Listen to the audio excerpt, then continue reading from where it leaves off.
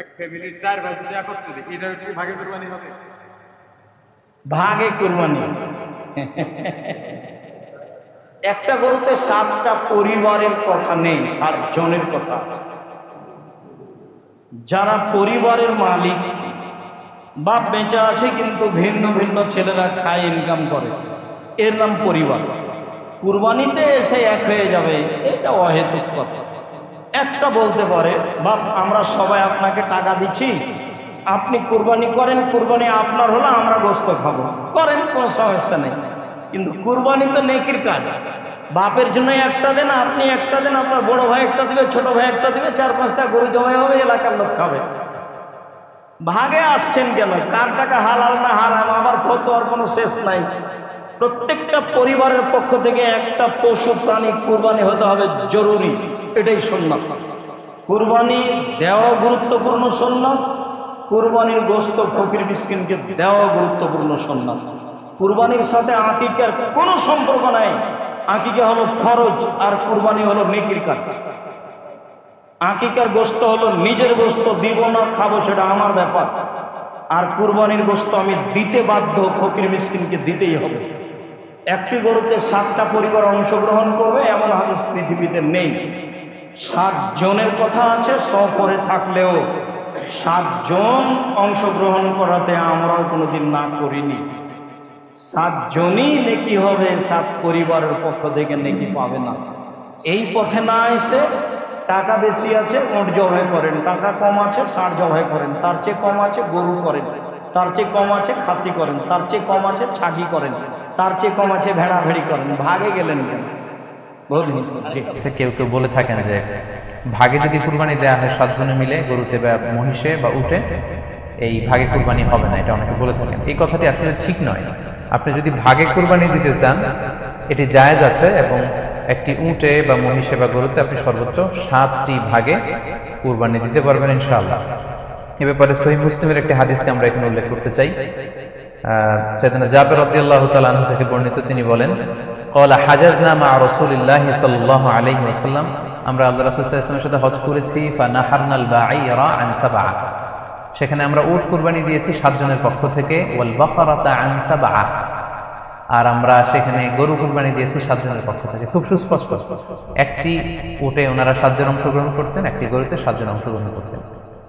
তো এই হাদিসের আলোকে অনেকে বলে থাকেন যে এটি হজের সময়, সফরের সময়, কিন্তু মুকিম অবস্থায় 7 ভাগে দেয়া যায় না। আসলে এই কথাটিও ঠিক নয়, কারণ সুনানে আবু দাউদের আরেকটি হাদিসে এসেছে যেখানে আল্লাহ রাসূল সাল্লাল্লাহু আলাইহি ওয়াসাল্লাম সুস্পষ্ট বলেছেন, সেখানে হজ বা কোনো সফরের উল্লেখ নেই। সেটা হচ্ছে জেনারেল স্টেটমেন্ট, অর্থাৎ আল বাকরাতু আন সাবআ, গরুতে সর্বোচ্চ 7 অংশ দিয়ে কুরবানি দেয়া যায়, ওয়াল জাযুরু আন সাবআ, আর উটের ক্ষেত্রেও সর্বোচ্চ 7 অংশ দিয়ে কুরবানি দেয়া যায়। তো এই হাদিস, দ্বিতীয় যে হাদিসটি উল্লেখ করলাম, এটা হচ্ছে জেনারেল স্টেটমেন্ট, সেখানে সফর মুকিম কোনো কথা বলা হয়নি। ইন জেনারেলি বলা হয়েছে যে উটে 7 ভাগ দেয়া যায়, গরুতে 7 ভাগ দেয়া যায়। সো আমরা যারা ভাগে কুরবানি দিচ্ছি 7 জন মিলে একটি গরু, আপনারা নিঃসন্দেহে সানন্দ চিত্তে নিশ্চিন্তে কুরবানি দিতে পারেন। সহিহ হাদিসের আলোকে এটি সাব্যস্ত, এতে কোনো সমস্যা নেই ইনশাআল্লাহ। তবে ভাগে কুরবানিতে কিংবা যৌথ কুরবানিতে কয়েকটি বিষয় আমাদেরকে খেয়াল রাখতে হবে। নাম্বার 1 হচ্ছে নিয়ত। আপনাদের ইন্টেনশনটা ক্লিয়ার হতে হবে। প্রত্যেকেরই যাতে একই ইন্টেনশন থাকে, সবারই যাতে ইন্টেনশন থাকে যে শুধুমাত্র আল্লাহ তাআলা সন্তুষ্টির জন্য আমরা এই কুরবানি দিচ্ছি। এখানে কয়েকজনের যদি ইন্টেনশন থাকে যে আল্লাহ সন্তুষ্ট, অন্যজনের যদি নিয়তে ঝামেলা থাকে, তাহলে কিন্তু কুরবানিটা প্রশ্নবিদ্ধ হয়ে যাচ্ছে। কারণ ইন্নামাল আমালু বিন্নিয়াত, ইয়ানি ইন্নামা সাওয়াবুল আমালি বিন্নিয়াত, সমস্ত কাজের প্রতিদান দেয়া হবে আপনার ইন্টেনশন বা নিয়তের উপর ভিত্তি করে। সো এজন্য যারা খুব বেশি মুখলেস, খুব বেশি মুত্তাকি, তারা অনেক সময় যৌথ কুরবানি দিতে চান না। তাদের সামর্থ্য না থাকলে ছোট একটা ছাগল দিয়ে তারা একাকী কুরবানি দিতে চান। He want to be in the safer side. প্রশ্ন করেছেন 7 ভাগে কুরবানি দেওয়া কি বিদআত? স্পষ্ট করে বলে উপকৃত হতাম, জাযাকাল্লাহু খায়র। 7 ভাগে কুরবানি দেওয়া জায়েজ, বিদআত হবে কেন? রাসূলুল্লাহ সাল্লাল্লাহু আলাইহি ওয়াসাল্লাম তিনি 7 ভাগে কুরবানি দিয়েছেন এবং তিনি কুরবানির নির্দেশ দিয়েছেন, এগুলি সহিহ হাদিসে প্রমাণিত। অনেকেই বলতে পারেন যে এগুলি কুরবানি সফরে ছিল, এটা ছাড়া আর কোনো দ্বিতীয় কোনো মত নেই। কিন্তু সফর এখানে কোনো ইল্লা, এটাকে বলা ইল্লা মুক্তারেদা না, বা ইল্লা, এটা কোনো ইল্লা এমন ইল্লাত না যে ইল্লাটা গ্রহণ করতে হবে, এটা না। রাসূলুল্লাহ সাল্লাল্লাহু আলাইহি ওয়াসাল্লাম সফরে অনেক কিছু করেছে, তাই বলে সেটা কি অন্য সময় বাদ যাবে? এটা কখনো ঠিক নয়। এই জাতীয় ইল্লত দেওয়া কখনো উচিত নয়, এর কারণ দেখানো উচিত নয়। যুগ যুগ ধরে আলেমরা সাত ভাগে কোরবানি কথা বলে আসছে এবং এটা ইত্তেফাকি মাসালা, এখানে দুই একজনের মতভেদ কিছু যায় আসে না, বরং সাত ভাগে কোরবানি দেওয়া জায়েজ, কোনো সমস্যা নেই। 7 ভাগে দিতে পারবে, 6 ভাগে দিতে পারবে, 5 ভাগে দিতে পারবে, 4 ভাগে দিতে পারবে, 3 ভাগে দিতে পারবে, 2 ভাগে দিতে পারবে এবং পুরোটা একজনে দিতে পারবে। অর্থাৎ যদি সেই কোরবানি যদি গরু বা উট দেওয়া হয়, গরু মহিষ বা উট দেওয়া হয়, তখন তিনি 7 ভাগে কোরবানি দিতে পারবেন, কোনো সমস্যা নেই। কখনো কখনো বেজোড় হয়, কখনো জোড় হয়, কোনো সমস্যা নেই। বেজোড় হওয়া জরুরি না, অনেকে মনে করে বেজোড় হতে হবে, এটাও জরুরি না, কারণ জোড় বেজোড় এটা হচ্ছে অবস্থা অনুসারে। যদি বেজোড় করলে যদি কম হয়ে যায় দেয়াটা, তাহলে জোর করাই তো উত্তম। 2 জনে দিতে পারলে 3 জনে দেওয়ার থেকে 2 জনে দেওয়াটা উত্তম, কারণ একটা যত বেশি আল্লাহর জন্য আপনি জবে বড় জবে করবেন, খরচ করবেন, ততই আল্লাহ তাআলা আপনি কষ্ট পাবেন, কিন্তু আল্লাহ তাআলা খুশি হবেন। সেই জন্য এখানে বেজর করার জন্য একদম বাড়াই নিয়ে আপনি কমিয়ে ফেলতে হবে, এটা জরুরি নয়।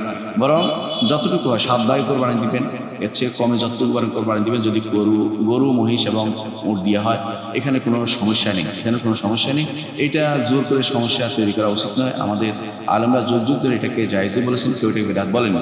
সুতরাং এটা যেন আমরা না বলি, বরং স্বাভাবিকভাবে নেই। এখন প্রশ্ন হতে পারে যে আমি একাকি ছাগল দিব না 7 ভাগে কোরবানি দিব, অনেকে এটা মনে করে বলে থাকে। যদি এমন হয় যে আপনার সাথে সম্পর্ক মানুষের ভালো আছে, এর মাধ্যমে সম্পর্ক তৈরি হওয়ার দরকার নেই, তাহলে আপনি আলাদা ছাগল দিতে পারেন। আর যদি মনে করেন যে কোরবানির মাধ্যমে পরস্পর সমতা সৃষ্টি হবে, ভাই ব্রাদারদের সাথে আমার সম্পর্ক শক্ত হবে, মজবুত হবে এবং আমরা এইভাবে আত্মীয়তা সম্পর্ক বা বন্ধুবান্ধব সম্পর্ক বজায় রাখবো, তাহলে অবশ্যই 7 ভাগে দেওয়াটা উত্তম হবে, কারণ এর মাধ্যমে মুসলিমদের মধ্যে সম্পর্ক সুদৃঢ় হবে। সুতরাং যেভাবে করলে মাসলাহাত বেশি দেখতে হবে, স্বার্থ দেখে ইসলামী স্বার্থ সংযুক্ত হবে, সেভাবে করাটাই উত্তম হবে। এই জন্য এবার পরস্পরের মধ্যে সম্পর্ক মজবুত করার জন্য কোরবানি 7 ভাগে দিবেন অথবা 6 ভাগে দিবেন, অর্থাৎ মানুষদের মিলিয়ে দিবেন। ভাগে কোরবানি দেওয়া যাবে কি? এটা একটা গুরুত্বপূর্ণ প্রশ্ন আজকালকার যুগে, কারণ কোন ওলামা একরাম বলছেন ভাগে কোরবানি দেওয়া যাবে না, বরং গরু হোক আর উট হোক, যত বড় পশুই হোক, দিলে একজনের পক্ষ থেকে দিতে হবে, 7 ব্যক্তির পক্ষ থেকে যথেষ্ট হবে। এই যে কথা প্রচলিত আছে, এটাকে অনেক কোন ওলামা একরাম কি করছেন? অস্বীকার করছেন। আসলে সঠিক কোনটা, এ ব্যাপারে আগেই বলেছি যে একাডেমিক আলোচনা খুব বেশি লম্বাচড়া করার ইচ্ছা নাই এবং সুযোগও নেই। শুধু সংক্ষেপে এটুকু বলবো, সব যুগেই সবচাইতে বেশি সংখ্যক ওলামাদের মতে, বলা যায় প্রায় সবার মতে, সমস্ত ওলামা ইকরামের মতেই বলা যেতে পারে প্রায়, গরুর ক্ষেত্রে একটা গরু 7 জন ব্যক্তির পক্ষ থেকে কি হবে? কোরবানির জন্য যথেষ্ট হবে। এক্ষেত্রে বিচ্ছিন্নভাবে যে 2-1 আলেম বলছেন যে গরু হোক আর উট হোক একজন থেকে হবে, 7 জন থেকে হবে না, তাদের যুক্তিগুলা খুবই ঠুনকো এবং খুবই দুর্বল। নবী আলাইহিস সালাম যে সফরে একাধিক ব্যক্তিকে কোরবানিতে অংশগ্রহণের সুযোগ দিয়েছিলেন, তারা বলেন যে এটা সফরের জন্য নির্দিষ্ট, অথচ নবী আলাইহিস সালাম সেটা নির্দিষ্ট করেন নাই, এটা ওনারা নির্দিষ্ট করছেন।